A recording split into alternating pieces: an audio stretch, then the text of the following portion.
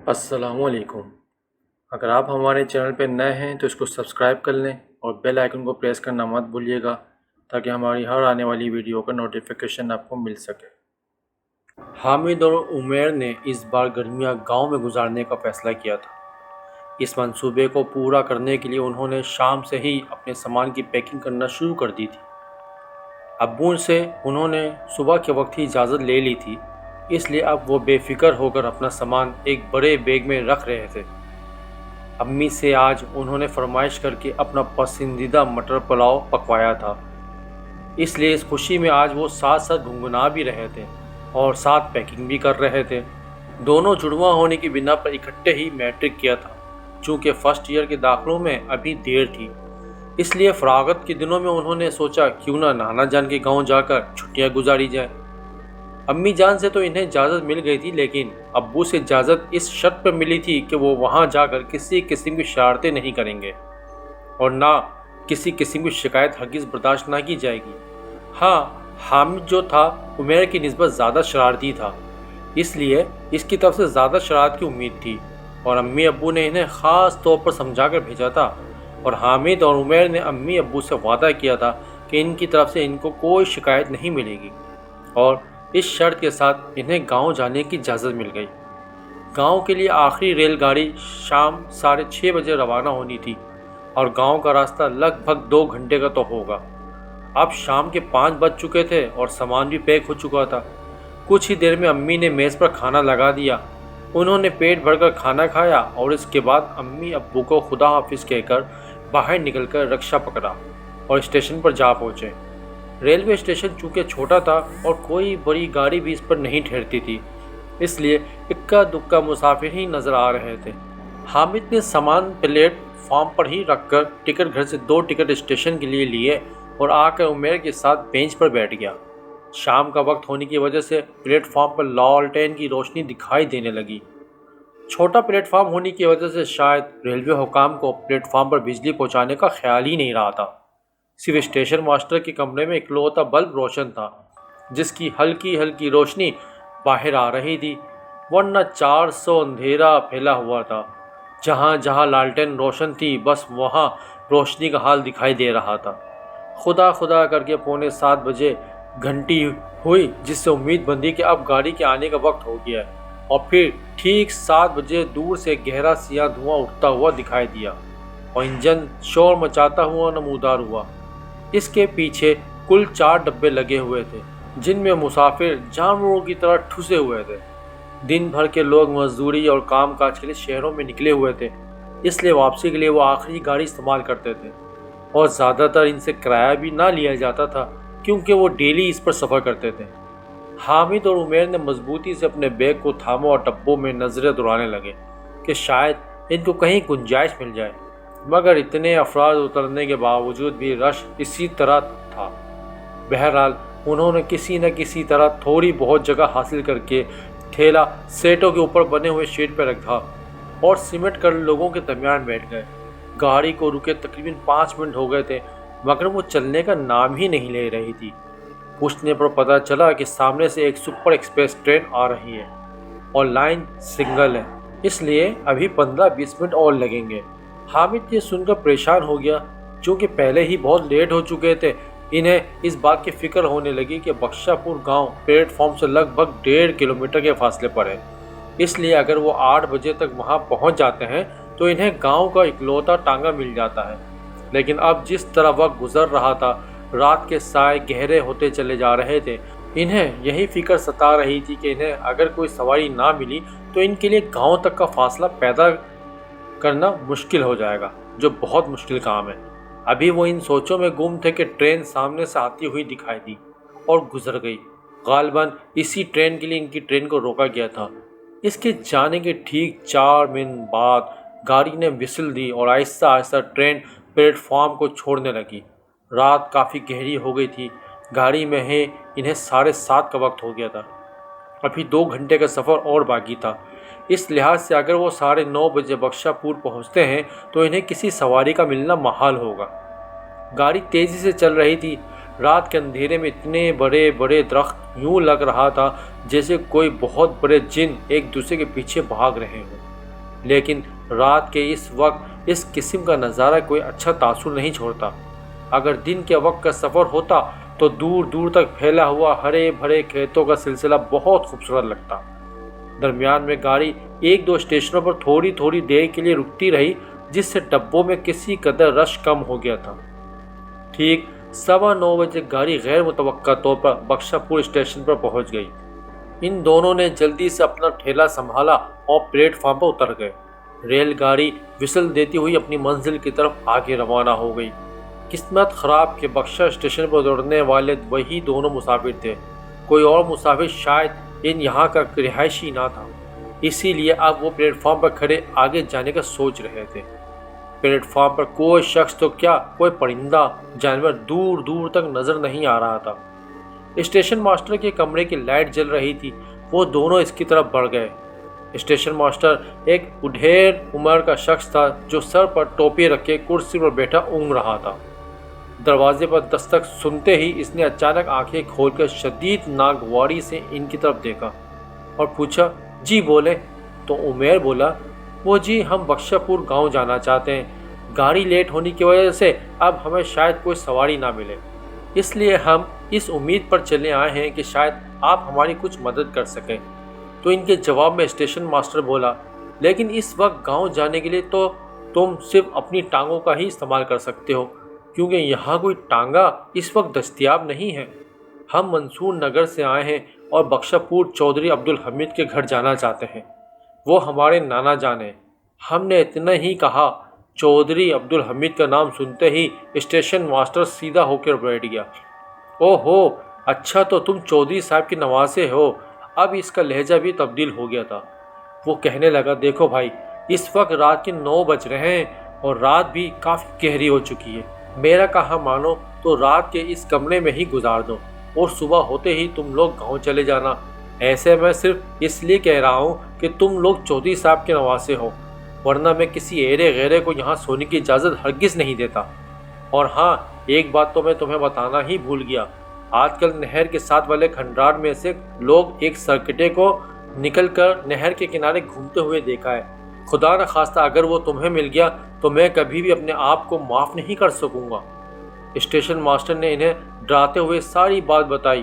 ان کی بات سن کر حامد ہنسنے لگا اور اس کو دقیانوسی باتیں تصور کرنے لگا۔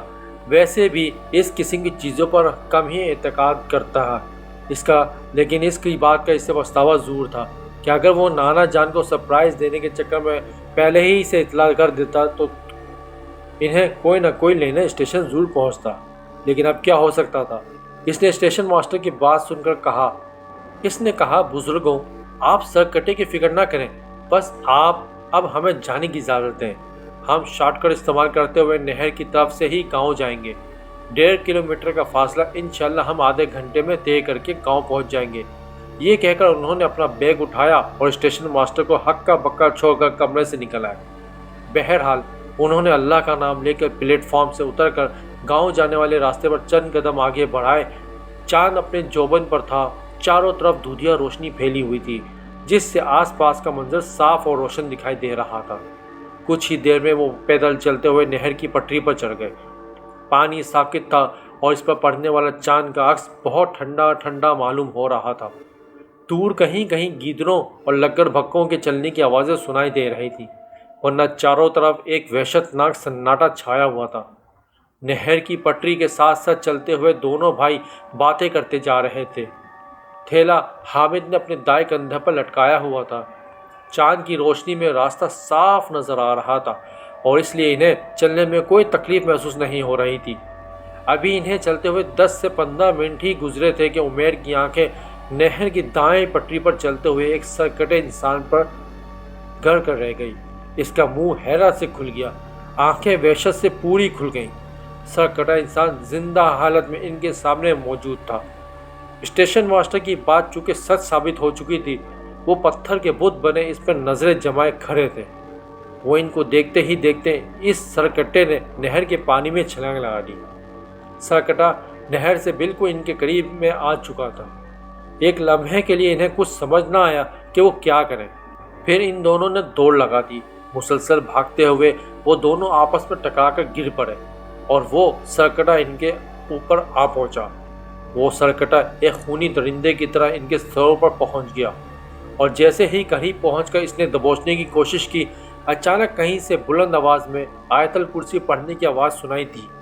یہ سنتے ہی سرکٹا جنزادہ نما یوں پلٹا جیسے اسے ہزاروں وولٹ کا کرنٹ چھو گیا۔ پلٹتے ہی اس نے نہر کی طرف دوڑ لگا دی اور دیکھتے ہی دیکھتے وہ نظروں سے اوجھل ہو گیا۔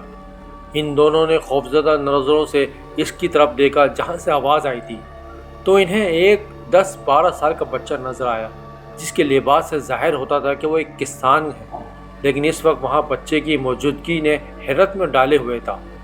ابھی وہ یہی سوچ رہے تھے کہ وہ بچہ چلتا ہوا ان کے نزدیک پہنچ گیا اور بولا، میں اپنے ابا جان کے ساتھ زمین کو پانی لگانے کے لیے آیا ہوا ہوں۔ میں نے چاند کی روشنی میں تم دونوں کو گاؤں کی طرف بھاگتے ہوئے دیکھ لیا تھا اور تمہارے پیچھے بھاگنے والا وہ جنزادہ بھی صاف دکھائی دے رہا تھا، اس لیے میں چھپ کر درختوں میں کھڑا ہو گیا اور یہ سرکٹا جنزادہ پتہ نہیں کہاں سے ہمارے گاؤں آ گیا ہے۔ سرکٹے کے خوف کی وجہ سے گاؤں کے افراد نے رات کے وقت گھروں سے نکلنا ہی کم کر دیا ہے، لیکن میں اس سے نہیں ڈرتا کیونکہ میں نے بچپن میں قرآن پاک حفظ کر لیا تھا اور اب تو میں چلتے پھرتے اس کی تلاوت کرتا رہتا ہوں، اس لیے مجھے ان چیزوں سے بالکل بھی ڈر نہیں لگتا۔ میری امی اور بہن بھی قرآن پاک کی حافظہ ہیں اور میرے والد صاحب بھی دیندار آدمی ہیں۔ ہماری اپنی کچھ زمین ہے جسے ہم باپ بیٹا دونوں مل کر کاشت کرتے ہیں۔ اب دیکھو، میرے ابا سامنے کھیتوں میں پانی لگا رہے ہیں اور میں یہاں کھڑا تم لوگوں سے باتیں کر رہا ہوں۔ قرآن پاک ہماری حفاظت کرتا ہے، اس لیے ہم اندھیری راتوں میں بھی بے خوف ہو کر نکل پڑتے ہیں۔ بچہ انہی حیران کرتے ہوئے تفصیل بتا رہا تھا۔ بچے کی باتیں سن کر حامد اور عمیر شرمندہ ہوئے۔ انہیں اس بات کا شدت سے احساس ہوا کہ اگر انہوں نے بھی دنیاوی تعلیم کے ساتھ ساتھ اپنی دینی تعلیم بھی حاصل کی ہوتی تو آج اس بچے کے سامنے شرمندہ نہ ہونا پڑتا۔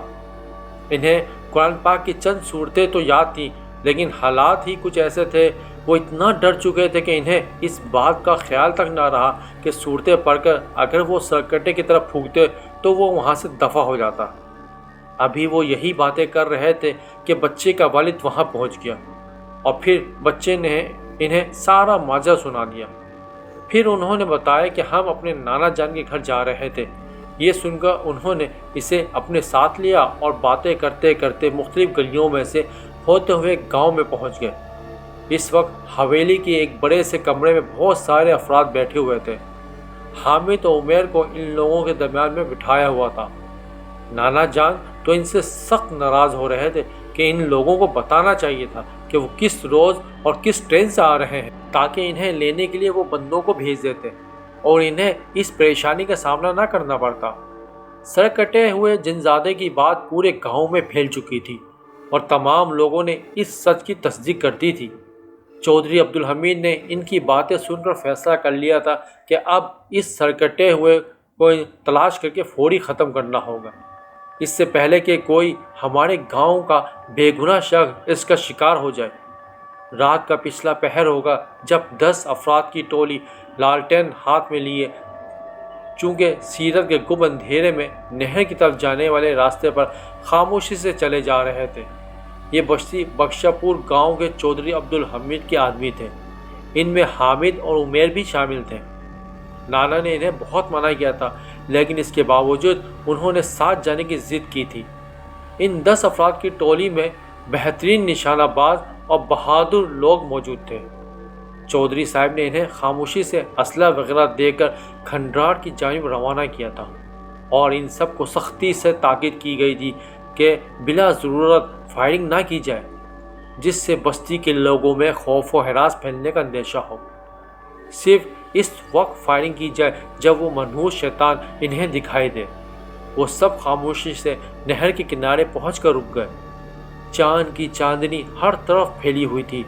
نہر کی دوسری طرف جانے کے لیے ایک موٹے درخت کا تنا کاٹ کر اسے نہر کے بیچ رکھ دیا گیا تھا، جس پر چلتے ہوئے وہ سب ایک ایک کر کے نہر کی دوسری جانب پہنچ گئے۔ چند قدم چلنے کے بعد سامنے پرانے کھنڈرات نظر آ گئے تھے۔ کسی دور میں شاید ان کی خوبصورتی دوسروں کو اپنی طرف متوجہ کرتی ہو، مگر اس وقت تو ان کی طرف دیکھ کر خوف طاری ہو رہا تھا۔ کھنڈرات کے آثار چاند کی روشنی میں خوب چمک پیدا کر رہے تھے۔ ہر طرف ہو کا عالم طاری تھا۔ جھینگروں کی آوازیں اس خوفناک ماحول کو مزید ڈراؤنا بنانے میں اہم کردار ادا کر رہی تھی۔ ہلکی ہلکی ہوا چل رہی تھی۔ دل چاہتا تھا کہ یہیں بستر لگا کر خواب گوش کے مزے لوٹ لیے جائیں، مگر ایسا تصور صرف سوچنے کی حد تک تھا۔ اس کے پس پردہ وہ منظر تھا جو جس مقصد کے لیے اس وقت وہ نکلے تھے۔ یہ سوچ کر سب کے رونگٹے کھڑے ہو جاتے تھے کہ ہر کسی نے بندوق ہاتھ میں تھامی ہوئی تھی، اور چاند کی روشنی کی وجہ سے لالٹین روشن رکھنے کی ضرورت نہیں تھی، اس لیے حامد نے لالٹین کو بجھا کر ہاتھ میں لٹکا لیا۔ وہ سب ادھر ادھر دیکھ رہے تھے، لیکن دور دور تک ان کو سرکٹا کہیں نظر نہیں آیا۔ ایسا لگ رہا تھا جیسے اسے زمین نگل گئی ہے یا آسمان کھا گیا ہے۔ کافی دیر انتظار کرنے کے بعد فیصلہ کیا گیا کہ کھنڈرات کے اندر چل کر اس سرکٹے کو تلاش کیا جائے۔ ہو سکتا ہے وہ کسی کمرے کے اندر موجود ہو۔ پھر جب سب کے متفقہ طور پر آہستہ آہستہ قدم اٹھاتے ہوئے کھنڈرات کے اندر بڑھتے چلے گئے۔ کھنڈرات میں صرف 3-4 کمرے ہی تھے اور سب کے سب دروازوں سے عاری تھے۔ ایسا لگ رہا تھا کہ کوئی اس کھنڈرات کے سارے دروازے اکھاڑ کر لے گیا ہو۔ باری باری سب کمروں میں گھوم کر انہوں نے دیکھا، لیکن انہیں مایوسی ہوئی۔ پھر انہوں نے سوچا شاید وہ سرکٹا شکار کے لیے باہر نکلا ہو۔ یہ سوچ کر انہوں نے واپسی کی ٹھانی۔ باہر نکلتے ہی ان کی خوف سے سٹی گم ہو گئی۔ سرکٹا جس کو یہ کب سے تلاش کر رہے تھے وہ اپنی تمام تر وحشت کے ساتھ ان کے سامنے موجود تھا۔ گاڑھا گہرا تازہ سرخ خون اس کی کٹی ہوئی گردن سے فوارے کی طرح اچھل اچھل کر باہر گر رہا تھا، جس سے اس کا تمام جسم سرخ رنگ میں رنگتا جا رہا تھا۔ اس کے پاؤں جوتوں سے خالی تھے اور اس کے دائیں ہاتھ میں ایک تیز دھار والا آلہ تھا، جس کی دھار چاند کی دھوپ یا روشنی میں چمک رہی تھی۔ وہ کچھ دیر کے لیے رکا تو اس کے قدموں کے نیچے خون اکٹھا ہو کر تالاب کا منظر پیش کر رہا تھا۔ ان کے درمیان تقریباً 10 سے 15 فٹ کا فاصلہ ہوگا۔ پھر اچانک اس سرکٹے نے ان کی طرف قدم بڑھائے اور وہ سب بکھر کر دائیں بائیں ہو گئے۔ سرکٹا اپنا آلہ لہراتا ہوا ان کی طرف بڑھا، مگر اس سے پہلے کہ وہ ان میں سے کسی ایک کو نقصان پہنچاتا، یہ 10 لوگوں کی ٹولی میں سے ایک شخص نے بندوق کی گولی چلا دی، مگر گھبراہٹ کی وجہ سے اس کا نشانہ چوک گیا اور گولی ایک دھماکے سے اس کی دائیں طرف سے نکل گئی۔ رات کی خاموشی میں گولی کی آواز سے آس پاس کے درختوں پر بیٹھے پرندے اڑنے لگے۔ سرکٹا تیزی سے گھوما اور دوبارہ ان کی طرف بڑھا، مگر اب وہ ہوشیار ہو گئے تھے۔ حامد اور عمیر چونکہ خالی ہاتھ تھے، اس لیے وہ دونوں ایک طرف سہمے کھڑے تھے۔ جو ہی انہوں نے سرکٹے کو دیکھا تو ان کا خوف سے سانس خشک ہو چکا تھا۔ سرکٹے نے اپنا تیز دھار آلہ ایک شخص کی طرف اچھالا اور ٹھیک نشانے پہ وہ لگا اور اس شخص کے سینے پر جا کر اس کے گوشت میں دھنس گیا۔ اس شخص کے منہ سے زوردار چیخ نکلی اور وہ زمین پر جھک کر دوڑاتا ہوا چلا گیا۔ یہ دیکھ کر بستی کے افراد نے اللہ اکبر کا زوردار نعرہ لگایا اور اکٹھے نشانے لگائے اور گولیاں ایک ترتیب سے نکل کر سرکٹے کی جانب بڑھتی۔ سرکٹے نے گولیوں کے بوچھار سے بچنے کی بہت کوشش کی، مگر ان میں سے چند گولیاں سیدھی اس کے سینے میں جا لگی اور وہ ایک جھٹکے سے زمین کی طرف جھک گیا اور اس کے سینے سے خون کا فوارہ ابل پڑا، اور دیکھتے ہی دیکھتے کچھ دیر میں خون کے تالاب میں ڈوبی ہوئی اس کی لاش سب کے سامنے موجود تھی۔ ابھی وہ یہ سب دیکھ ہی رہے تھے کہ بستی کے بہت سے افراد ہاتھوں میں لاٹھیاں اور لالٹین اٹھائے ان کی طرف بھاگتے چلے آ رہے تھے۔ قریب پہنچنے پر انہوں نے بتایا کہ جیسے ہی بستی میں گولی چلنے کی آواز سنائی دی، انہوں نے کھنڈرات کی طرف دوڑ لگا دی۔ وہ سب ان کی مدد کے لیے آئے تھے۔ راستے میں انہیں چودھری عبدالحمید بھی مل گئے، جو ہاتھ میں بندوق لیے اسی طرف آ رہے تھے۔ وہاں پہنچنے پر جب انہیں پتہ چلا کہ سرکٹا ہلاک ہو چکا تھا تو انہوں نے سب کو کندھوں پر اٹھا لیا، لیکن اس کے ساتھ ساتھ انہیں کرموں کے مرنے کا بھی بہت دکھ تھا، جو سرکٹے کے ہاتھوں ہلاک ہو چکا تھا، مگر اس نے اپنی قربانی دے کر بستی کے تمام افراد کو اس شیطان سے نجات دلا دی تھی۔ ہمیشہ کے لیے نجات شاید آئندہ آنے والی بستی والوں کی نسلیں اس کا یہ احسان کبھی نہ اتار سکیں۔ بستی پہنچ کر چودھری صاحب نے دوسرے دن تمام بستی والوں کی دعوت کا اعلان کیا، جس میں بستی کے ہر فرد نے شرکت کی۔ اور اس جنزادہ کے مرنے کا بھرپور جشن منایا گیا۔ حامد اور عمیر کچھ دن وہاں ٹھہر کر واپس اپنے گھر لوٹ آئے تھے، مگر آج بھی جب انہیں بخشا پور کا سر کٹا ہوا جنزادہ یاد آتا ہے تو خوف سے ان کے رونگٹے کھڑے ہو جاتے ہیں۔